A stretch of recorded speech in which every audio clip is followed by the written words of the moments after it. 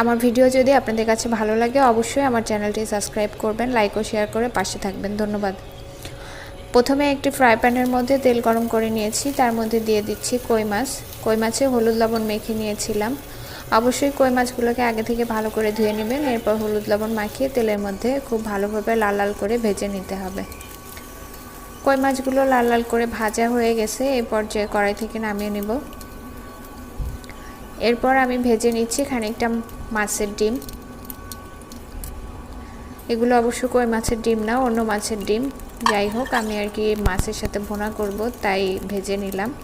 এই পর্যায়ে একই তেলের মধ্যে দিয়ে দিলাম আদা, রসুন, পেঁয়াজ বাটা, পরিমাণ মতো লবণ, হলুদ গুঁড়ো, ধনিয়ার গুঁড়ো, জিরার গুঁড়ো ও সামান্য শুকনো মরিচ গুঁড়ো। সবগুলো উপকরণ খুব ভালোভাবে কষিয়ে নিলাম। কষানো হয়ে গেলে এই পর্যায়ে মাছ ও মাছের ডিম দিয়ে দিলাম পরিমাণ মতো পানি দিয়ে ভালোভাবে রান্না করে নিব।